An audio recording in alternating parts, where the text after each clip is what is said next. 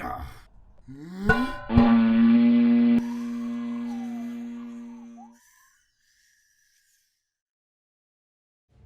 Awakening from a bad dream, Norman finds himself on a stone slab, his equipment and armor gone. What happened last night? He met some druids, they drank, they wore masks and danced. He can't remember what else. But now he's found himself in some sort of stone maze. He hears in the distance a scraping sound as a Minotaur drags its axe and the hunt begins. No. Or Minotaur, if you're American. I would struggle to draw a Minotaur. Yes! Welcome everyone to Challenge Raiders. It's the show where usually I draw a monster while we talk about a D&D monster, but this week I'm getting my co-host to draw a monster. I'm Neil, I have 0 drawing talent. I'm Sam, I have -0 drawing talent. That's all to be proven or not. I will have a drawing at the end. Of course, it's Inktober, so I'll have a drawing that's based on the word pattern for Minotaur. I was thinking maybe a labyrinth is a pattern. Who knows? We'll see. Yeah, fear not, watchers. There will be something worth looking at some point. It won't be for the first 20 minutes, but there will be some good art at some point. I did say last week I wanted to give you guys something difficult. And I think I just have a hard time drawing cows, and so I consider this hard, and I hope you do too. I don't even know where to start. Like a nose. Like a nose. Oh, okay. God, how do you draw a cow? I will probably use a reference. There we go. I don't need a reference. I've got like a big beak guy at the moment. This is good.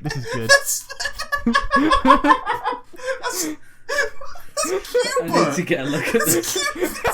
Okay. When it was just one nostril, that was just like So draw a little smiley face on the end. I really like that nose. Draw a little smiley face. Yes! Jesus Christ. It's a nose ring now. It's a nose ring. Oh, very good. Very good. Christ very and Christ. good. Anyway, I should talk about Minotaurs in D&D. Because as we all know from classics studies, the Minotaur was a Greek thing. Did Zeus turn into a cow or did he send a cow? I think it was actually a cow. It's not a magic cow, or it's like a special. Anyway, it's not created. It's created by just generic magic as opposed to like a specific ritual. Whereas in D&D, Minotaurs are made through druidic rituals. I want to walk away from just reading what it says in the Monster Manual verbatim because that's plagiarism. It's a dangerous road. I don't want Gary Gygax's ghost. That's a lot of G's to come and get me. But yeah, so Minotaurs they're descended from humanoids who were transformed by the rituals of cults. So they're not necessarily. If you find a Minotaur, that doesn't have to be one that's transformed by cult because they have become their own race. But they're kind of like tieflings in a way, who have like a demonic heritage. They have a sort of druidic demonic heritage because they are associated with the demon Baphomet. Baphomet is a demon, right? He's not a devil. I think that's correct. Yeah, I think so. Speaking of Baphomet, his lair of the abyss is a giant labyrinth. Oh. Yeah, druids have and sort of wild sorcering sort of things do these horrible rituals that involve human sacrificing and all these totemic religions is the word that involve entering a labyrinth while wearing an animal mask. So there's this idea that you get dressed up in this ceremonial garb and you get put into this labyrinth, and then what comes out is a Minotaur through some mysterious means. What it made me think when I was reading it is it made me really think about Wicker Man, the original, not the Nick Cage Wicker Man, but you go to a weird sort of pagan island. It all seems all well and good until they have some festival of some sort, and it all goes quite horribly wrong. Evil druids are pretty good. It's not something that I've seen done in D&D a lot. It's not something you kind of think of druids as being peaceful with nature and nice, but I somewhere in that there is this more scary sort of pagan idea, which obviously the occult. Paganism, exactly. Kind of in it's not quite like fairy tale scary stuff, but it's in that kind of, it occupies that kind of part of your brain, I feel. Yeah, totally, yeah. But yeah, so labyrinths are important to Minotaurs, again, because they are associated with Baphomet, who's like he's like their god dad. Oh. He's their godfather. Oh. Is Baphomet, and he's so the Minotaurs have this weird ability, labyrinthine recall. The Minotaur can perfectly recall any path it has travelled, which is a really like weird and specific little ability for it. But if you do actually have, as like DM, a very complicated labyrinth that you have a Minotaur running around in and a party running around in, I guess the excuse is that you can have your Minotaur be behind them most of it and then appear in front of them because it has gone through a secret way that it knows perfectly, where the players might be confused, and that could be a very fun little thing. In terms of its other stats, it's strong, it has con, it's got quite a bit of wisdom, but it has very low intelligence, only 6, so it's smart-ish, but it's not real smart, which is where it's like distinct from the playable race Minotaurs, who are like a specific setting thing, where basically they're Minotaurs who are not associated with Baphomet, and obviously they're very different in that they're nice and lawful, whereas this is a chaotic, evil, large monstrosity. Its other stats, it has kind of the stuff you'd expect. It has a charge, so if it runs down a hallway and hits you, it'll do extra damage. It'll kick. Yeah, exactly. Yeah. It's got a Great Axe, and it has a horn attack, Gore. The only other kind of interesting thing is it has the Barbarian Reckless attack thing on its attacks. So it can get advantage with its attacks, but then you have advantage from it. So it's kind of cool use of some player abilities with monsters, which is quite, a sensible, fun little thing. I like that stuff a lot. Yeah, I'm a big fan of that. It's something that like you can apply to a lot of monsters, and it's cool that it's already like built into it straight away. I will say that its challenge rating is actually kind of low. It's only a challenge rating 3 creature, which I feel is kind of peculiar, because if I wanted to use a Minotaur, I would want it to be like a boss of because in a labyrinth, I wouldn't think of having the Minotaur having like lots of minions in its fight. I don't know, maybe this is just me, but yeah, I get you. I mean, a third Minotaur, that's going to be like a boss for a second level party. That's quite difficult. Yeah. We've not talked about it a lot, but I think Matt Culver's got a really good video, and it's very easy to make any monster level appropriate to whatever party does. So it's not a big issue. I like your Minotaurs, guys. They're looking pretty good. Yeah, sorry I haven't been talking a lot, because whenever this happens, I always remember that I can't draw, and I focus really hard on not being able to draw. I mean, that's just part of life, unfortunately. So, what do you think in regards to use cases for Minotaurs? You have to have them in a labyrinth. You have to have them in a labyrinth, I feel. Otherwise, why would you use them? Yeah. If you're not having your Minotaur in a labyrinth, I mean, well, then it's just a were-cow. No, like, there's something about a Minotaur that's quite primal. This primal creature of strength. Yeah. So, if you really want to get that across, you can use them outside. Like, I feel... Okay, I see what you mean, but I think it... they're large, giant cow warriors. Like, if I were to use Minotaurs outside of Labyrinth, I would use them as like the playable race version, and I'd have them be like a society. Because the idea of having the Minotaur as it's sort of, because it's a large monstrosity, kind of like how the owlbears is, it's not a natural thing. It's because it's supernatural. It's part man, part beast.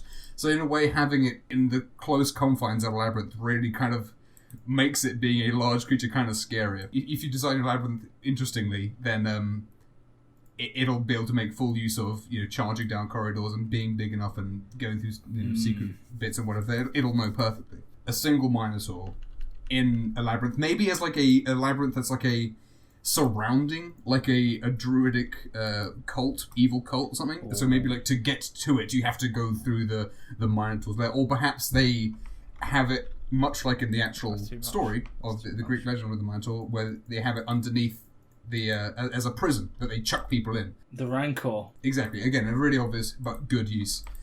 And in a labyrinth encounter, there's no reason you couldn't have other monsters in there as well. But I feel like having the central chamber and having a Minotaur in there, or having it stalk you through, and you're trying to like get through without it finding you, could be very kind of like how we're talking with T-Rex, where like having it chasing you and stalking you could be quite a cool thing. Having a Minotaur after you, because it's not really stupid. 6 intelligence is not lots, but it's smart enough for it to have, you know. What you could do is you could have spaces in the labyrinth that it's not large enough to get through. Yeah, exactly. Yeah. So then it becomes a game of like, you know, cat and mouse kind of. Very cool. It does speak Abyssal. It only has Abyssal as its languages, but that could potentially be quite scary. Having it speak, muttering, talking to itself, depending on how you want to go with that. They are specifically carnivorous, which is a bit weird, but they only eat meat and they want to eat you. I think is their thing. They only eat meat and they're gonna eat you. They're gonna eat you. So I would just like to discuss my art for a minute. I'm doing a Jersey Minotaur. I do see that. I like the pattern's very, very good. Jersey Minotaur.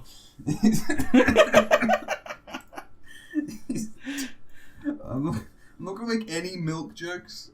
I know. I am tempted, but I'm not gonna make any. Milk this. Milk this. He's on. Trying to think of what they'd be armed with. What would a cow be armed with more thematically? Just a bucket. Just a big bucket on a stick. I feel like, for some reason, like, Minotaurs are scarier than the sum of their parts. Do you know what I mean? Challenge 3 doesn't seem but too that's scary. the thing. The actual stats of it is not too much. But I was thinking a way to make, like, a cool boss Minotaur would be to give it some, like, druidic powers. Yeah. I love it. I like that. Or lair actions. Why does the Minotaur not have lair Why actions? doesn't it inside have its lair labyrinth? actions? I feel like that's a real obvious thing. I don't know what you'd have exactly. I mean, I guess the idea that it doesn't lose its thing is kind of a lair action for somewhere to be in a way, but kind of. I if I were doing a labyrinth, which I kind of want to do because I've never done that. I'm not sure we've ever done a thing where like the DM has like this complicated like DM only map, and then the players have to sort of like keep track of the labyrinth. So I think that's very fun in theory, and I'd like to give it a go. I've done a room which was an invisible maze. Oh god! Jesus and, Christ! That's fun. As you say, the problems arise. This is DMing tips. Yes. The problems arise when it's all fun and games, and then your players clearly get sick of it. That's the thing. Yeah. And you may have had all these smart ideas about what they could do to get around it. They have tons of items in their position that may have been able to reveal the walls or magic to get around them, but they haven't done that. They've decided to bash their heads against it. Yeah, like, and that's I don't want to use my spell slot to... I know it would solve it, but I want to save my second level spell slot because we might need it. Yeah, I mean, I get it, but... Anyway, I get what you mean. And I think if they were, like, aware... If you did it on, like, a actual, like, turn-by-turn basis and had, like, a Minotaur... And if they knew there was, like, pressure, maybe that could take some of that away.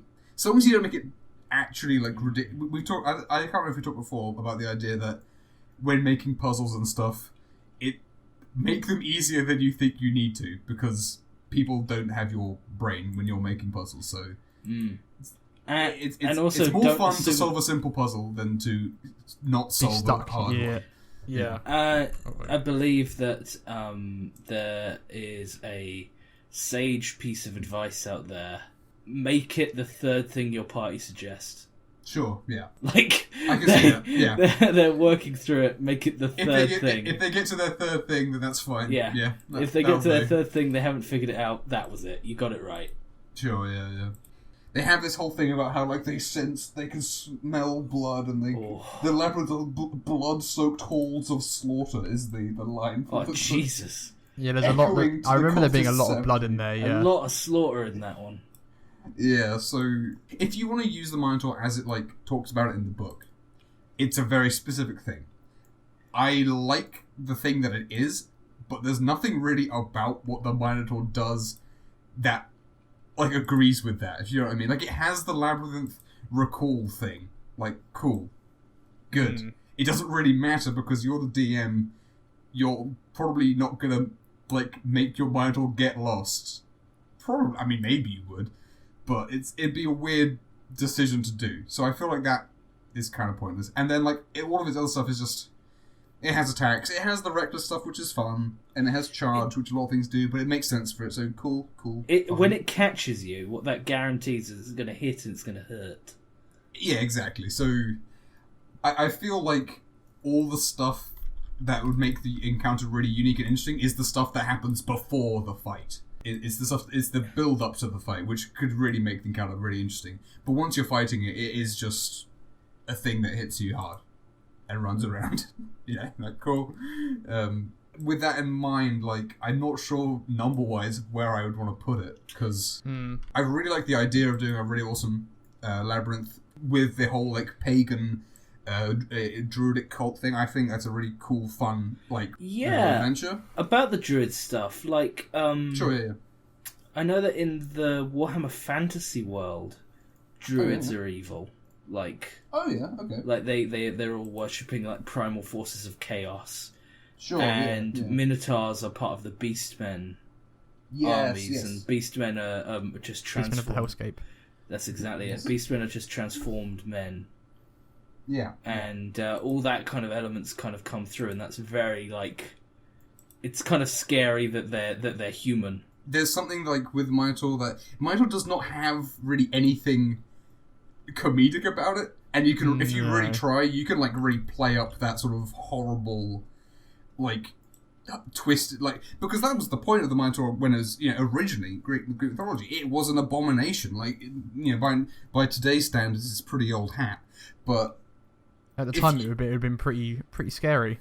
And if you have like this whole cult and sacrifice and brainwashing like aspect to it, I think you could do a really, really excellent job of making it quite horrific, which I think would be a fun and interesting challenge. It's kind of like how the Yuan-Ti take people and make them into snake men. It's like a druid version of that. Yeah.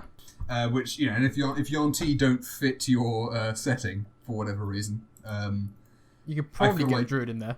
Have some druids turning people into werewolves and minotaurs and stuff. I think it is quite cool to have that spin on them, because normally evil druids don't really get thought of too often, or at least it doesn't spring to my mind. It's not. They're normally just like old hippie dudes.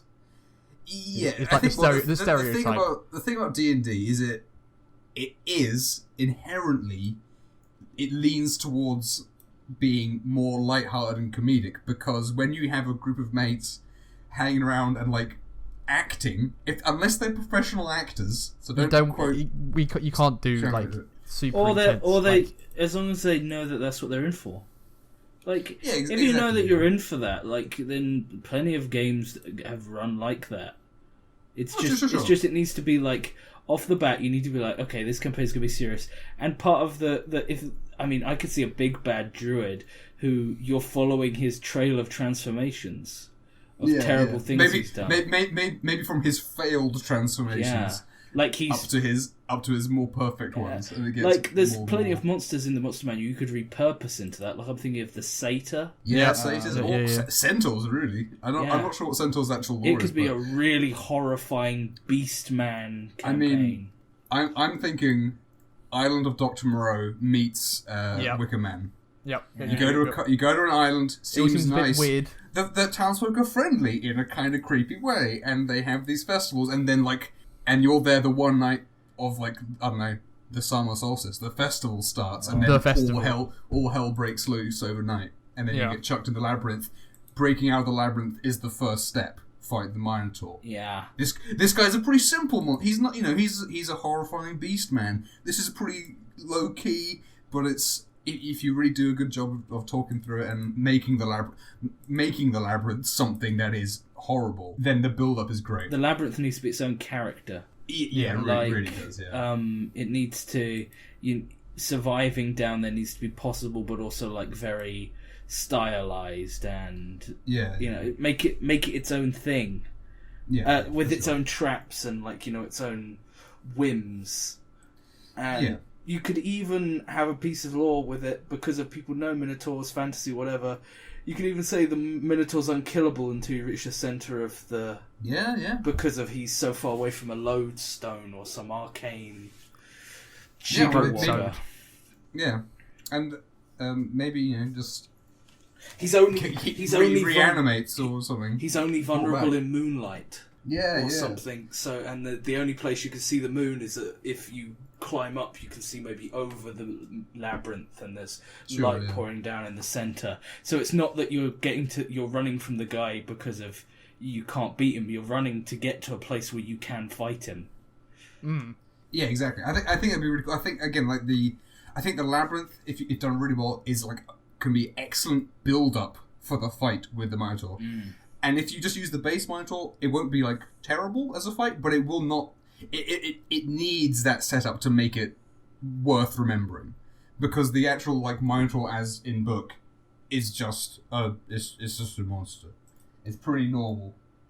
Yeah, it does not have anything super exciting. It does have passive perception 17, which I guess is to do with it like sniffing you down and following you. Like that's probably what that is. But so in terms of like actual book Minotaur, I would say like I'm slightly disappointed in it, but not in its like lore or the way to use it. That is good. I'm just disappointed in like what it is statted for doing. I love this druid stuff. Like I'm rolling through an evil druid in my head right now. Yeah, it's great. You just because an evil like druid cult leader would be like a charismatic, but like creepy, like Christopher Lee in Wicker Man original. He's the scariest man ever. He's perfect. Anyway. Yeah, he could perfectly be evil now. He could be using many of his harmless druidic powers for unharmless endeavors. There could be people who are waking up with different races where they're being reincarnated. Yeah. There could be like it's all. He's got a whole version of brainwashed people who will willfully go to slaughter and be sacrificed because of this. You know, he's been having them. He heals. He gives them. For his life. He gives them practical immortality in some way. You know. Yeah. I mean, there's nothing here. You know, I would say like the Minotaur could be like an ancient thing that will live forever until killed. Why not? Yeah. I think that probably goes for a lot of monsters, like especially a lot of like magical monsters. So, they shouldn't die of old age necessarily. Shall we talk about numbers before or after talking about the art that we've got on screen currently? Because I think you guys are more or less done. Are you? Yeah, I'm done. Yeah, I'm just messing around with colours. Yeah, that's fun. Well, I'm happy to give a number. Let's have a look at the drawings quickly. Now, Sam, that's a paddling, obviously. He's gonna beat you to death with the side of the axe. Yeah, he doesn't know how to use non-lethal. He's only been recently incarnated. Yeah. Non-lethal. And he's got his horns are forward, ready to go, ready to scoop you. He's very angry looking, of course. He's an angry boy. And he doesn't have trousers, but he does have very hairy. Yep. So that's fine. No need for censorship here. Nope. No. He is a Mr. Tumnus through and through. Yep. And I like that you have both been very smart and drawn a great axe, which does not have an axe blade on both sides, because that's not a real thing, and that's silly. And of course, I'm now going to have to do it for mine. But no, I enjoy your big axes. I like yours is like a cutout on it, Neil. So now it's usable by players. It's slightly lighter. Yeah. Mine's also made of bronze. Oh, nice, very good. Yeah. Big bronze. If it's bronze, it's old. Yeah. And like old school, that's cool. And slightly shiny. It's slightly shiny. That's a reference. That's a good reference. It also has. You got a nice zoom in, so we can get a real look at these horrifying eyes. I didn't want to address the limbs in any way. No, that was a clever trick. So I thought I would avoid the limbs entirely. Yeah, smart move. Yeah, I was gonna do that, and then I very quickly, got the meme in my head, and I was like, "Well, that's what I'm doing now." I really love your Sam. I love his legs. I love him. I love his vest, strong. Actually. Yeah. It's because what's his name is wearing a vest in the meme as well. I was looking. I actually looked over for reference. I was like, yeah, he's wearing a vest. Oh, I love it. Excellent. I love it. I like the nose ring. It does. Hey, why not have a magic nose ring item? You can be a bracelet on a character. Oh, that's great. Yeah. You always want to put magic items on your monsters somehow. You've got to get them in there. Otherwise, they'll just like kill Minotaur and then loot gold of his body. Where'd that come from? Anyway. That barbarian, the barbarian who loves to be brutal will describe what he does, like ripping that nose ring out in combat and stuff. Yeah. Oh. But yeah, man, it makes it something, because that's like a thing that, because we domesticate animals, so having it being like the pet or like this the executioner of a cult, it kind of can give that vibe, which is cool. And I like that over having being like a completely wild force. And we can talk about it in a minute. But it's a good job from both of you. Thank you. As always, whenever I do this, it gives me appreciation for the hard work you put into doing this, because I barely said anything again during this because I was focusing so hard on this terrible drawing. I apologise, but I did listen, and I do have a number if you want to do that. Ooh, sure. Well, do we agree that there's not like a huge amount of like things that you can do with a Minotaur? I agree with that completely. I think in Planescape they're like sailors. They're sailors, and they're just a race. They're basically just dragonborn but cows. In that they're like this proud, honorable race of warrior. Like, it's fine. It's cool. And playable Minotaurs are awesome. I really like their things that they've got. It's fun. I think talking as a monster, as a 5e monster, as it is, I think Minotaurs are cool, but I don't think they're realised in what you said. I'd love to see layer actions. Layer actions would awesome. Push it up a lot for me, but because obviously you can add them, but I don't know where I should put this number. I think the way that we've looked at it in the past is that we're talking about what's in the book. Yeah, because. You can make anything cool if you put enough time. You can make everything good, but apart from Naparebo. Naparebo is very hard to make good. Exception that proves the rule. And the book doesn't try and help make it good, because what the book for Minotaur has done like the bare minimum. I would use this as a canvas on which I would paint legendary actions. I'm not sure if I go over 10 or under 10 on it. I'm kind of feeling 9. Yeah, because I think that Minotaurs are cool. I think like they're a really cool piece of history. But I just think in the book I don't think they it doesn't wow me in the book. Yeah, like it has everything you'd expect. Like it has charge, of course it has charge, but that's not a unique thing to Minotaurs. I mean, it has that. Let's be real. Complete real talk. Everything you're describing now is the same words you used to describe orc. Yeah. It's just that this guy's large. He's just large. He's a large orc, isn't he? He's stuck in a maze. But that's what he excels at. A Minotaur is amazing at being the pet. Yeah. Like the muscle of either the labyrinth down there, the pet roaming around the halls, terrifying people, or it's the hunts. You're going through the evil castle, and in a room there's a Minotaur. That's the other way of using it, is terrible, evil magic monster. Yeah, because again, they are a Celtic evil creature with enough intelligence and language to act on that evilness. You could have Minotaurs who are like part of an army, an evil army, and they have a demonic association. They're not fiends, but they do have.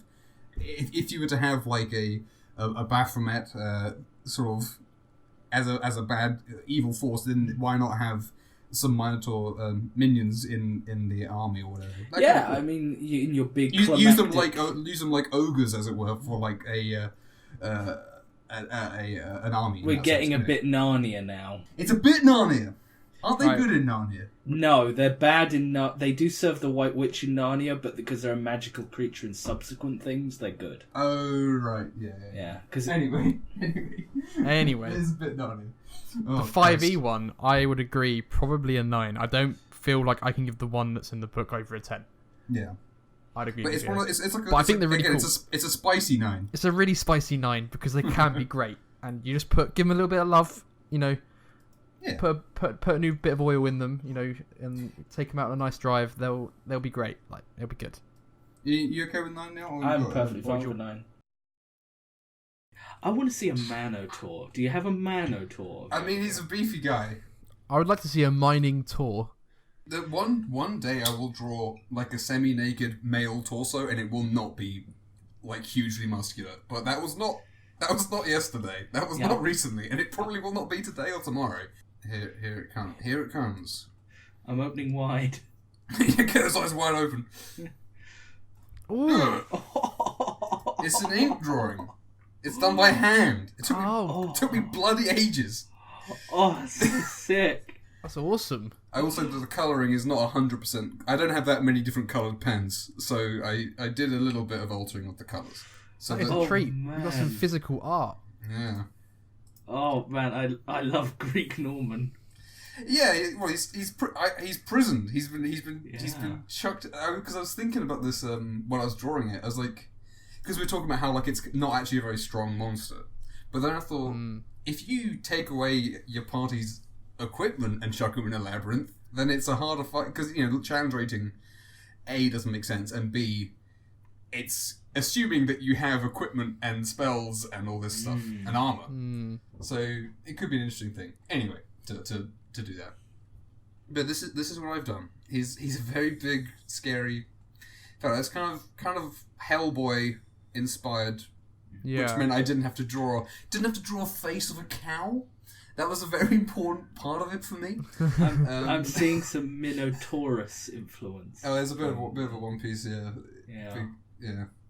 And I had to draw the double-headed axe because you guys both drew a single-headed battle axe, so I had to do that. But that's fine.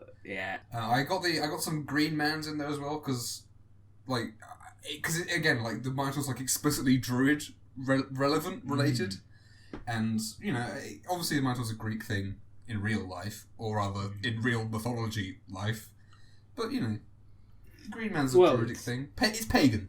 Yeah, well, the Greeks were, they thought about all their Celtic neighbours as being nothing but terrible druids. Yeah, exactly. Who literally barbarians. It's true. What's the word? I can't remember what the word is. Soothsayers and all this and all that. Yes. True. Yeah. This is it's Inktober, and this day is Pattern, as you can no doubt tell, from his patterned robe thing. You got it. Honestly, you got it pretty good. Like that's Yeah. I mean, it is. I'm gonna post this on like Instagram and stuff. I'm like, yes, this is my. All my other Inktober stuff is like pretty like straightforward, and this is like it's pattern. Believe it. In the meantime, I guess it's time for some Minotaur jokes. Everyone's favourite part of the episode. Everyone's favourite part of the episode. Statistically, sometimes people have sometimes commented and something to do with what we say at the end. So some people have heard some poor soul has listened to our desperate attempts at comedy. If you are amazed at this video, then subscribe. Yeah, because I was just thinking Labyrinth, but Maze is good. Nice. I had to get one good one eventually. No, yeah. I just thought the word Lycorinth. There's nothing there. There's nothing there though, so let's pretend that didn't happen. Feel free to ask us a question in the comments. Yeah, I mean, I'm okay. It's burning that one, but not everything's got an axe in the book. We're never going to do skeleton Minotaur. Yeah. That's the other thing with an axe. So who cares? We're horny for likes. No, we're not having that.